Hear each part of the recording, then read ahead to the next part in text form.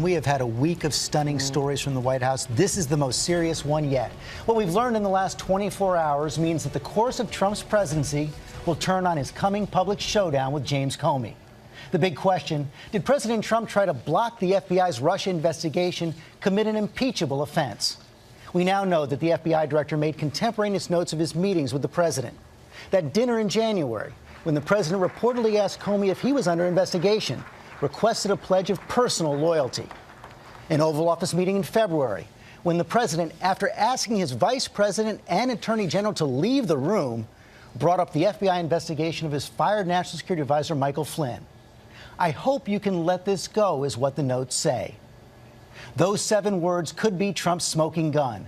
Comey's notes, the modern equivalent of Nixon's tapes. Congress will get them. Comey will testify.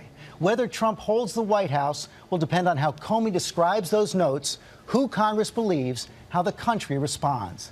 Less than 4 months into the Trump presidency, we are watching, in the words of Republican Senator John McCain, a Watergate-sized crisis play out in real time. And this morning, our team is staked out across the Capitol with all the latest. Senior White House correspondent Cecilia Vega starts us off. Good morning, Cecilia.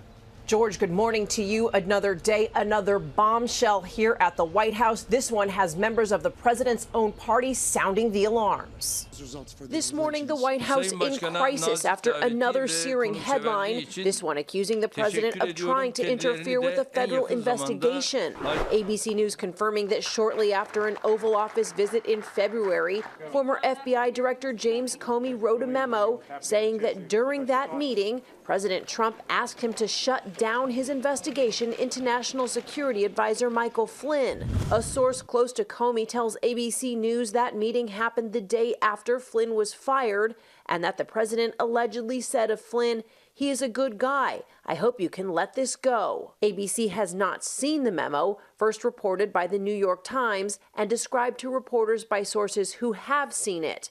It was allegedly part of a paper trail Comey left behind to document his meetings with the president. But the White House is pushing back, saying the president has never asked Mr. Comey or anyone else to end any investigation, adding, "This is not a truthful or accurate portrayal of the conversation." The reaction immediate, Democrats sounding the alarm. I told them they face the possibility of being charged with obstruction of justice. Republicans like Senator John McCain reportedly saying the allegation before the president is, quote, of Watergate size and scale.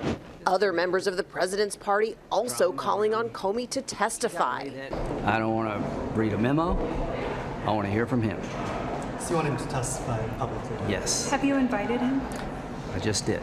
This explosive report breaking as the White House was deep in damage control on that other bombshell, the Oval Office meeting where the president is accused of sharing highly classified information with Russian diplomats, potentially jeopardizing a crucial intelligence source. I wanted to make clear to everybody that the president in no way compromised any sources or methods in the course of this conversation. National Security Advisor H.R. McMaster there delivering the latest line of defense for this White House. But you heard those Republicans there in that piece. All eyes on them this morning for their reaction to this latest fallout. The Republican House Oversight Committee chairman is now demanding that the FBI release to his committee, Robin, all documents related to these conversations between Comey and the president.